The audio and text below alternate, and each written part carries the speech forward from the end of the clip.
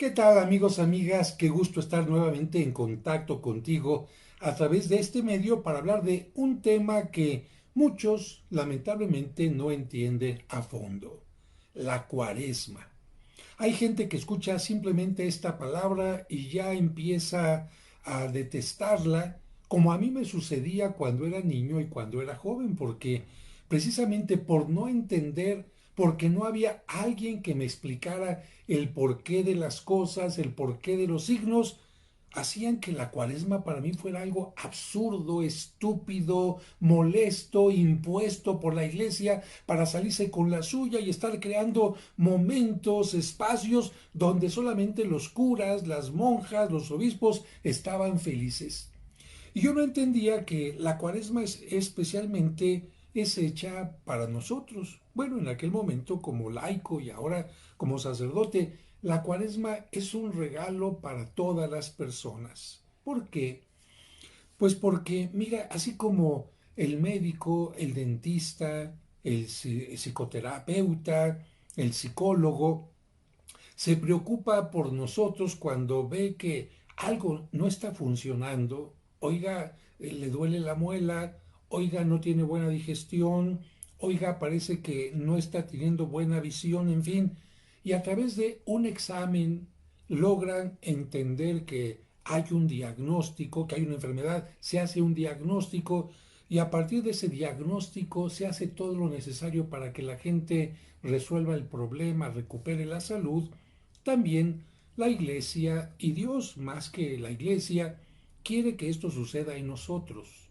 Dios está preocupado y la Iglesia, juntamente con Dios, están preocupados de que todos los seres humanos y particularmente los cristianos tengamos una vida sana en todos los aspectos, una vida espiritual plena que nos ayude a ser felices, que nos ayude a estar en paz con nuestros semejantes, que nos ayude a que no vivamos para el trabajo, sino que entendamos que el trabajo es importante, pero no es más importante que otras cosas, que entendamos que la diversión es buena, pero no cuando uno se divierte a costas de los demás, aprovechándose de los demás, que entendamos que la relación sexual y amorosa es buena, pero no cuando el sexo se sale de sus límites y se convierte en manipulación del otro, en uso del otro, en placeres insanos y muchas cosas más.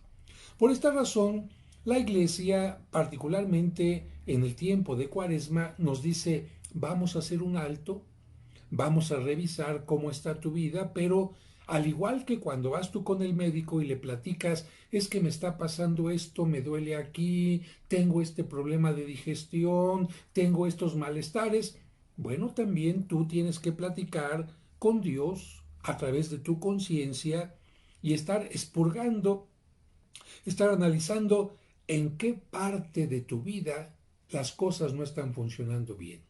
Quizás con la pareja, quizás con los hijos, con los compañeros de trabajo o contigo mismo porque ya caíste en un vicio, en una adicción, o porque tienes una relación adictiva, o porque no sabes decir que no, no sabes poner un límite. Bueno, precisamente a través de tu conciencia, Dios te va a ir indicando en dónde está el problema. Pero lo primero que se necesita es humildad. Se necesita ser muy sincero con uno mismo y no maquillar las cosas. Bueno, es que los demás son el problema, es que no soy monedita de oro, es que no les puedo caer bien a todos, es que... No, no, si uno va a empezar con eh, cosas que nos hacen lavarnos las manos de nuestras responsabilidades, de nuestras malas decisiones, de nuestras malas acciones, de nuestros pecados, no hay forma de solucionar. Es como si la persona va con el médico a ver cómo está. Todo bien, doctor. Oiga, pero es que no, todo muy bien, ¿no? Bueno, en realidad cuando uno llega a profundidad de las cosas, aparecen los males. Por eso, aunque alguien parezca que está bien, el médico le dice, vamos a hacer un examen de sangre, de orina, vamos a hacer tal o cual cosa para ver cómo está todo. Y aun cuando la gente piensa que está totalmente bien, pues de repente aparece que los triglicéridos, los azúcares o alguna cosa está mal. Y qué bueno que a tiempo se detecten las cosas porque los problemas de salud corporal y espiritual pueden comenzar chiquitos, pero si no los atendemos, ¿qué pasa? Al rato se hacen grandes. Esa falta de afecto, esa falta de diálogo hacia la pareja puede terminar en un divorcio, puede terminar en una infidelidad. Ese comenzar a dejar de ir a misa un domingo y después a lo mejor al mes volver a faltar puede convertirse en un alejamiento de Dios. Ese olvidarnos, agradecer por los alimentos que vamos a recibir, aunque sea sencillamente, Señor, gracias por esto que voy a recibir, gracias porque tengo salud para procesarlo y te pido por los que no lo tienen, te doy gracias por quienes me los prepararon. Cosas sencillas cuando se dejan de hacer, cuando se deja de agradecer porque se está despertando uno vivo, con salud, o si se despierta uno con enfermedad, con una posibilidad de encontrar la salud, bueno, cuando estas cosas se van olvidando, adiós la vida espiritual porque empieza la gente a alejarse cada vez más y cada vez más de Dios. Así que el tiempo de Cuaresma es un tiempo para ti, un tiempo que Dios te da porque te dice estoy preocupado por ti, quiero que estés de la mejor manera, si hay algo que cambiar, no te voy a rechazar, por el contrario, te voy a decir, te sigo amando, pero me gustaría que tú también te ames y que así como yo quiero lo mejor para ti, tú también quieras lo mejor para ti. Así que tiempo de Cuaresma, tiempo de análisis, tiempo de diagnóstico, tiempo de silencio, tiempo de reflexión, tiempo de acercamiento quizás a la Sagrada Escritura para encontrar dónde están las cosas mal, corregirlas y transformarnos. Y esto se llama conversión. Pasar de una etapa a otra, pero en una forma buena. Porque pues también hay conversión a la mala. Hay gente que era buena y de repente se pasa del lado de los malos. Hay gente que hizo su primera comunión con mucho cariño, mucho entusiasmo y después se alejó de la Eucaristía. No se trata de una conversión de más a menos, sino más bien de menos a más, de una etapa inferior a una etapa superior, es decir, una progresión, un desarrollo, una transformación positiva. Y alguien podrá decir, no, es que yo no estoy mal. Bueno, si no estás mal, el médico no te va a decir, ya descuídese. No, si usted está bien, mantenga la salud, siga alimentándose adecuadamente, quizás aumente un poquito el ejercicio. Si alguien en Cuaresma puede decir, yo no estoy mal, qué bueno. Pero entonces podrías preguntarte, ¿no podré estar mejor? ¿No podré mejorar algún área de mi vida? ¿No podré superar algo en lo que he ido creciendo? Yo creo que sí. Así que por esto la Cuaresma es una etapa buena y cuando yo entendí que la Cuaresma era algo positivo para mí y que me podía traer muchas cosas positivas, entonces dije, le pongo palomita a la Cuaresma. A diferencia de aquella gente que no entiende lo que es la Cuaresma y por eso hasta inventó el carnaval. Porque acuérdate que la palabra carnaval viene de la palabra carne, levare, o sea, quitar la carne. ¿Por qué? Porque la gente decía, ¡ay! Ya viene la iglesia con su Cuaresma, ya no vamos a poder comer carne, ya nos van a decir que no podemos ahorita divertirnos en exceso, ¡ay! Y entonces para pasar estos 40 días de aburrición, estos 40 días sin que se pueda hacer algo agradable, divertido, que además no es cierto, porque la Cuaresma no tiene por qué alejarnos de lo agradable, de lo divertido. Pero bueno, por esta razón ellos decían, entonces vamos a inventar unos días antes del miércoles de ceniza para hacer todo lo que se nos pegue la gana. Llegaba la Cuaresma, no había transformación, no había cambio, y para esta gente la Cuaresma no sirvió absolutamente de nada. Echaron a perder la oportunidad que tenían para ser mejores. Incluso desaprovecharon algo que el carnaval ofrecía, porque fíjate que el carnaval terminaba con estos carros alegóricos y en el último carro, ¿quién se presentaba? La muerte. El último carro presentaba la muerte, que recordaba que esta vida todo en esta vida tiene un límite, todo tiene un final, y por mucho que la gente se haya divertido, haya comido, haya bebido, tendrá que enfrentar ese momento, y en ese momento, pues por supuesto viene un juicio para los que somos creyentes. Y en ese momento viene ya la posibilidad de vivir con Dios para siempre, o si una persona decidió vivir sin Dios para siempre, Dios respeta su decisión. Pero bueno, regresamos a nuestro tema y voy con las preguntas que yo me hacía y que seguramente algunos de ustedes se han hecho. ¿Por qué la Cuaresma y la Pascua no tienen una fecha fija? Bueno, mira, porque estas festividades, de acuerdo a los tiempos más antiguos, se ligan al tiempo en que Moisés sacó al pueblo de Israel que estaba esclavo en Egipto, así se llamó este momento, la Pascua, y también se liga porque Cristo era judío y celebraba la libertad que había tenido el pueblo cuando salió de Egipto y le llamaba también Pascua. Esto tenía que ver con la luna y con el sol. Así que la Pascua se celebra el primer domingo de luna llena de primavera. Así que no se trata de números de días del mes, sino se trata que sea primavera. Después de que sea primavera, que sea la primera luna llena y que sea el primer domingo. Y esto hace que la fecha sea movible, que se pueda adelantar o que se pueda atrasar de acuerdo a el movimiento de la luna. Así que por esto se mueve la Semana Santa y la Cuaresma. Una vez que se tiene ya la fecha de la Pascua, se cuentan 40 días hacia atrás, sin contar los domingos, porque los domingos son días de fiesta y no se consideran como días penitenciales, de acuerdo al pensamiento de la Cuaresma, que es un tiempo penitencial.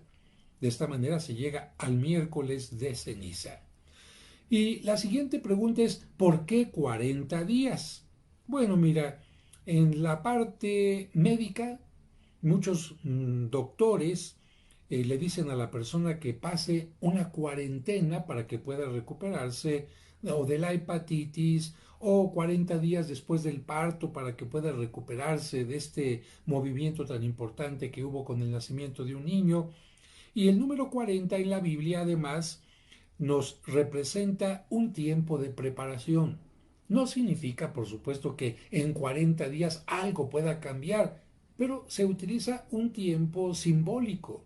Hay mucha gente que, además del tiempo de Cuaresma, continuará a lo largo de varios días más, o quizás semanas o meses, su periodo de cambio. Pero vamos, es un tiempo simbólico.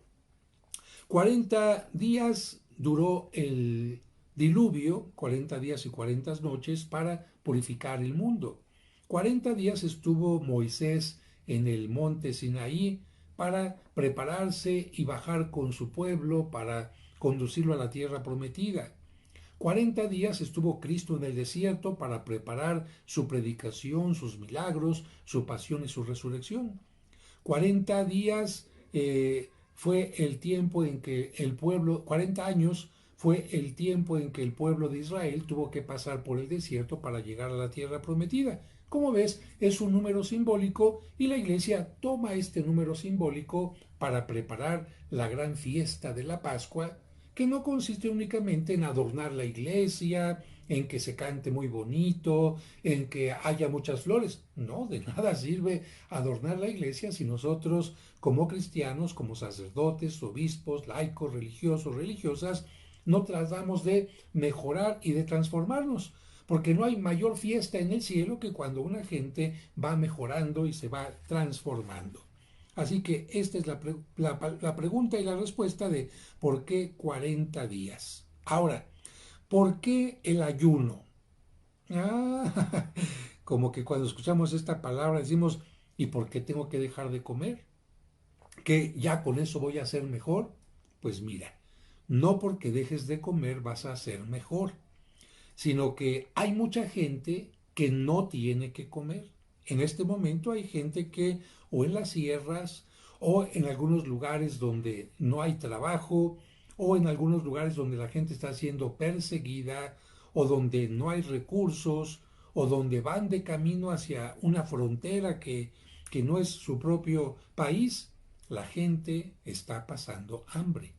Y nosotros muy contentos comiendo muy sabroso y la iglesia dice, no, por lo menos 2 días al año te voy a pedir que te unas, no solamente espiritualmente, sino también mentalmente y estomacalmente con esa gente que no tiene que comer.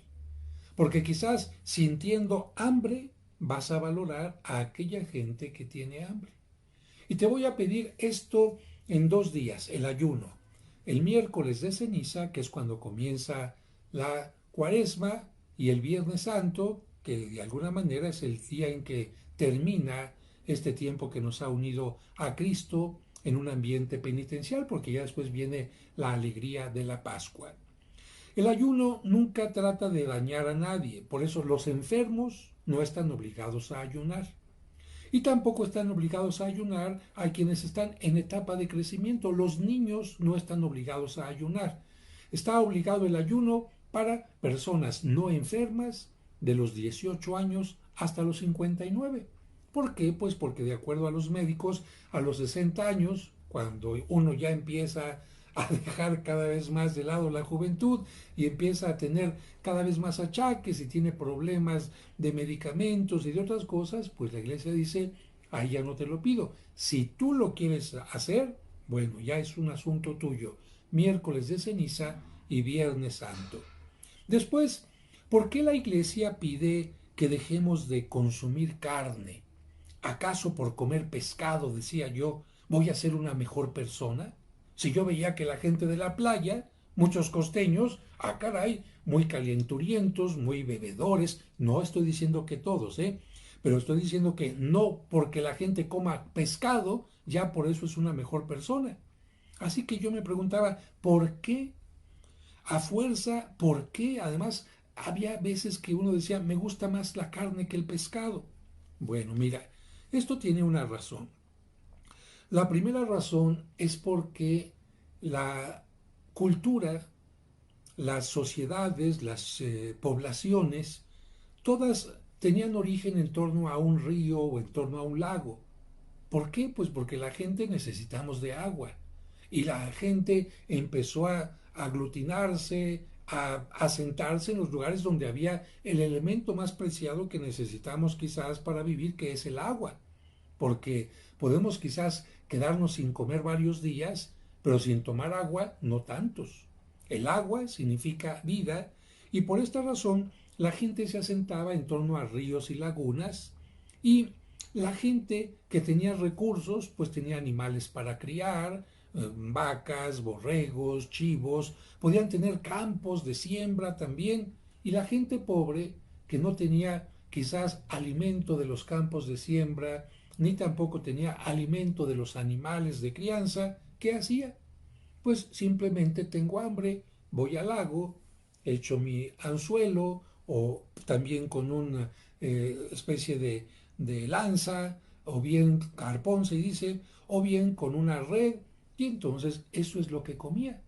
De tal manera que el pescado era el alimento de los pobres. Y la iglesia le decía a la gente, aliméntate con los pobres, aliméntate como los pobres, únete a ellos espiritualmente y económicamente. ¿Por qué? Porque si 1 kilo de carne, vamos a decir, cuesta 100 pesos, por decir algo, 1 kilo de pescado generalmente cuesta menos de la mitad o quizás hasta menos. ¿Qué va a pasar si tú te ahorras comprando un alimento más económico, sea pescado, o sean verduras, o sea fruta, o sean leguminosas? ¿Qué va a pasar? Te vas a ahorrar. ¿Y qué vas a hacer con ese dinero que te ahorraste? Eso se lo vas a ir a entregar a un pobre, a alguien que tiene hambre, algún necesitado. Y entonces vas a estar convirtiendo tu ayuno y tu abstinencia en acercamiento al pobre, en ayuda a los necesitados, en misericordia, porque así dice incluso la Biblia. No quiero ayunos, sino misericordia. No quiero abstinencia, sino misericordia. Claro, si el ayuno y la abstinencia nos va a llevar a eso, pues por supuesto que Dios lo va a aceptar de muy buen grado. Pero por otra parte también La abstinencia tiene un elemento positivo. A ver, si tú eres papá o mamá o maestro, si un hijo te pide algo, ¿le vas a dar siempre lo que te pide? Bueno, me estás respondiendo, bueno, de acuerdo, si le sirve o no si le sirve. No, es que hay cosas que sí le sirven al muchacho, como por ejemplo, no sé, que le compres muchos pasteles o que le compres un teléfono de super lujo. Claro que le va a servir, pero es adecuado que se lo compres, lo va a valorar, lo va a utilizar correctamente, no lo vas a estar educando en una forma incorrecta de que merece todo. No, también la educación en los límites es buena. Hijo, ahorita no te puedo dar esto porque hay límites. Ahorita no es correcto. ¿Por qué? Porque hay otras cosas más importantes. Mamá, ¿me dejas ir a la fiesta? La fiesta no es mala, pero mañana tienes un examen y no puedes descuidarte ni desvelarte. Mamá, ¿me dejas comer este dulce? Hijo, claro que el dulce es bueno, pero tú tienes diabetes y no te conviene. Hay límites. Y tú cuando enseñas a los niños a que se abstengan de aquellas cosas que les hacen daño o que no son convenientes, le estás ayudando en su crecimiento. Pero te voy a poner otro ejemplo que te puede ayudar mucho a entender esto de la abstinencia. A dos personas les regalaron un caballo a cada una y cada una utilizó una forma distinta para tratarlo. Esta de aquí permitió que el caballo hiciera lo que quisiera. Y en cambio, esta otra, desde que le dieron el caballo, le puso un freno y enseñó al caballo a obedecer.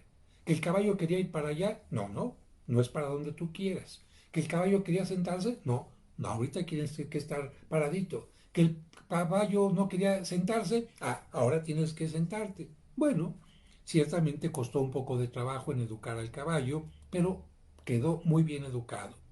Un día las dos personas empiezan una carrera en el campo, y ahí van corriendo con el caballo cada una, y de repente ven al frente un precipicio.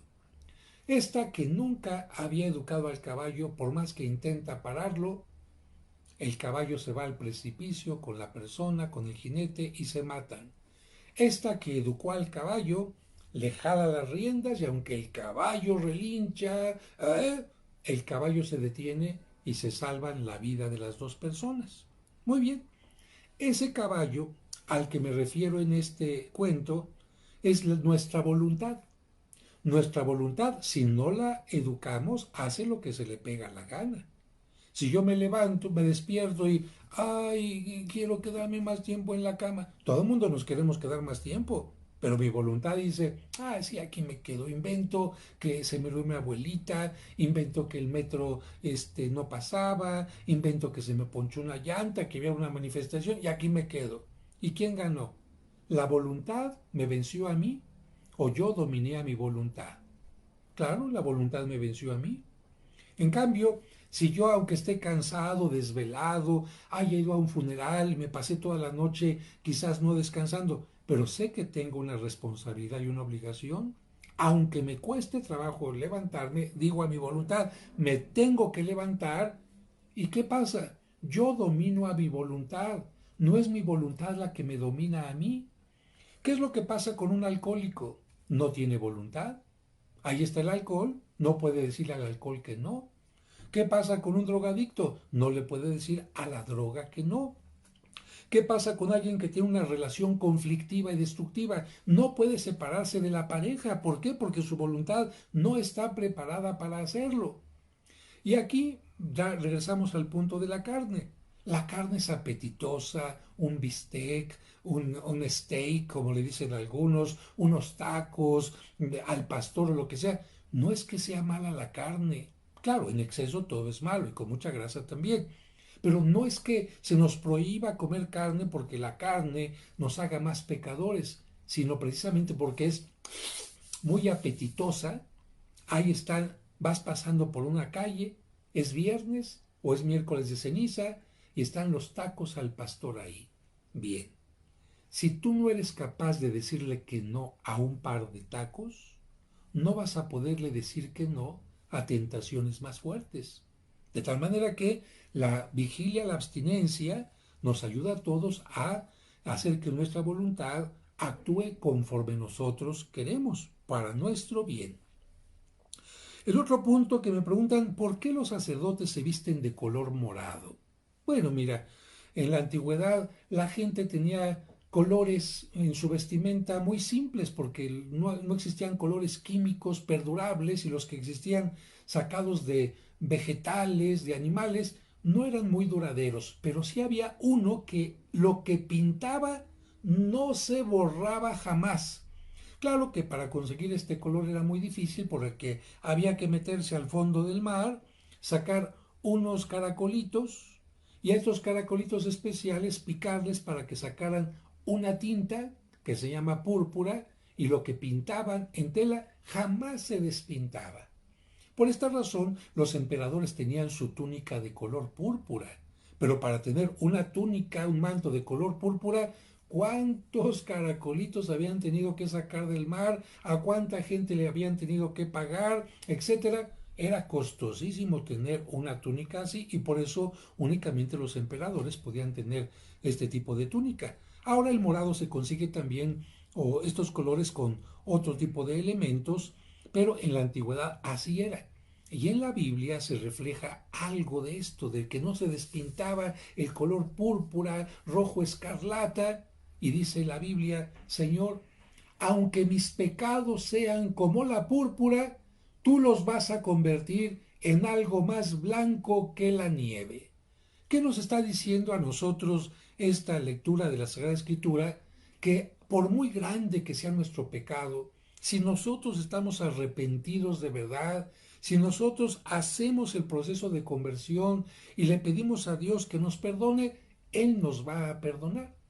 Por esta razón, todo el tiempo de la Cuaresma, el sacerdote, los manteles incluso, van a ser de color morado y este color se va a convertir en blanco precisamente después de que Cristo resucite para recordarnos que gracias a su resurrección, gracias a su pasión, muerte y resurrección, tuvimos y seguimos teniendo el perdón de nuestros pecados. Y la última pregunta que me dicen es por qué durante la Cuaresma no se canta el Gloria ni el Aleluya. Bueno, pues porque hay que distinguir entre los tiempos de fiesta y entre los tiempos comunes y corrientes. Si todos los días tú comieras, por decir algo, mole y la bebida que te gusta, entonces cuando fuera fiesta, ¿qué ibas a comer? Si una persona todos los días pudiera tomar caviar y champaña, y entonces un día especial, ¿qué tomaría?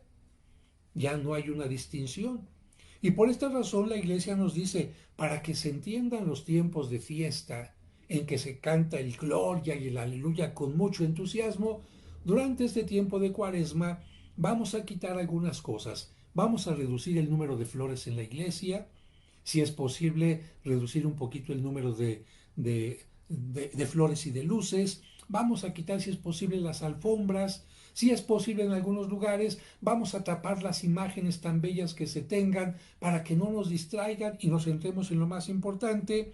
También, si es posible, vamos a quitar todo lo que sea festivo y vamos a quedarnos solamente para el día de gloria, para el tiempo de Pascua, con este tiempo festivo, un tiempo de alegría.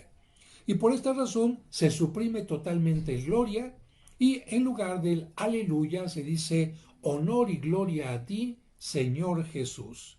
Y otra cosa también interesante, que aunque utilizamos todo el año un credo más grande, durante el tiempo de la Cuaresma vamos a utilizar un credo más cortito, que precisamente nos recuerda que Cristo descendió a los infiernos. Esta palabra significa inferus, lo que está abajo, inferior, el lugar de los muertos, la sepultura. Cuando se dice que Cristo descendió a los infiernos, significa que Cristo entró en una sepultura. No significa que Cristo bajó a ese lugar que la gente se imagina con el demonio, etcétera, que es otra cosa. Infierno es otra cosa entendida así. En este caso, en el credo, se nos menciona descendió a los infiernos para indicar que se unió a la humanidad también en la muerte, se unió en todo Cristo a nosotros, menos en el pecado, para ayudarnos a resucitar. Así que yo espero que esta reflexión, esta respuesta a algunas preguntas que tú tenías te ayuden a vivir mejor una mejor cuaresma, pero recuerda que no hay absolutamente ninguna cuaresma que nos pueda ayudar si nosotros no hacemos nuestro mejor esfuerzo. De ti depende que esta cuaresma sea la mejor de tu vida y toma en cuenta que puede ser la última de tu vida, porque no sabemos hasta cuándo vamos a vivir. Para mucha gente esta cuaresma puede ser su salvación o puede ser su condenación. La oportunidad para alcanzar el perdón, para alcanzar el regreso a la casa de Dios Padre y una muerte que lo lleve a la vida eterna, o todo lo contrario. Las oportunidades no hay que desaprovecharlas. Y voy a terminar leyendo esta última parte en esta última parte del video, el capítulo 3 del libro de Jonás. Fíjate que había una ciudad llamada Nínive que había llegado a todo tipo de excesos y Dios manda al profeta Jonás para que les diga: voy a destruir esta ciudad en 40 días. Jonás va y les anuncia esto. Dice aquí: por segunda vez la palabra de Yahvé llegó a Jonás y le dijo: levántate, vete a Nínive, la gran ciudad, y anuncia lo que yo te diga. Se levantó Jonás y fue a Nínive como se lo había ordenado Yahvé. Nínive era una ciudad muy grande. Se necesitaban 3 días para atravesarla. Jonás entró en la ciudad e hizo un día de camino pregonando: dentro de 40 días Nínive será destruida. Los ninivitas creyeron en la advertencia de Dios y ordenaron un ayuno. Y se vistieron de saco desde el mayor al menor. No creas que un saco como los nuestros con botones, sino se refiere a una tela corriente, a estos sacos que se usan para meter la harina, para meter las piedras. Se vistieron con esto, de saco, desde el mayor hasta el menor. La noticia llegó hasta el rey de Nínive, que se levantó de su trono. Se quitó el manto, se vistió de saco y se sentó sobre cenizas. Luego hizo publicar esta orden en Nínive: hombres y bestias no comerán y beberán nada, que se vistan de saco y clamen a Dios insistentemente, que cada uno se corrija de su mala conducta y de sus malas obras. ¿Quién sabe si Dios se arrepentirá y cesará su enojo, de manera que no nos haga morir? Al ver Dios lo que hacían y cómo se habían arrepentido de su mala conducta, se arrepintió él también y no los castigó como los había amenazado. Capítulo 3 del libro de Jonás. Y con esto tú entenderás que para la cuaresma la iglesia se inspiró en este libro de Jonás para los 40 días también, para utilizar la ceniza, que es un signo de estoy arrepentido, y también otro tipo de penitencias, como ponerse una vestimenta más burda, más molesta. Y termino ahora sí diciendo que la abstinencia de carne se puede cambiar por algunas otras abstinencias. ¿Qué tal que a lo mejor dependes menos de la carne que de tu aparatito y te la pasas jugando todo el tiempo si eres niño? ¿Qué tal si juegas un poquito menos en el aparatito? ¿Qué tal si dependes mucho de andar de compras y bueno, a lo mejor te abstienes de estar comprando tanto? O eres muy chocolatera, chocolatero, ¿qué tal que dejas de comer tanto chocolate? O que a lo mejor te estás excediendo en el licor y le bajas un poco a la copita. Bueno, yo creo que ahí puedes encontrar una ayuda también para ser mejor persona. Comparte este video para que más gente conozca más acerca de la cuaresma y recuerda que si quieres que te lleguen los videos en forma automática y no te has suscrito todavía, aquí suscríbete donde está esta pestañita, en esta parte donde estás viendo el video, y de esta manera los videos te llegarán en forma automática. Que Dios te bendiga y hasta la próxima entrega.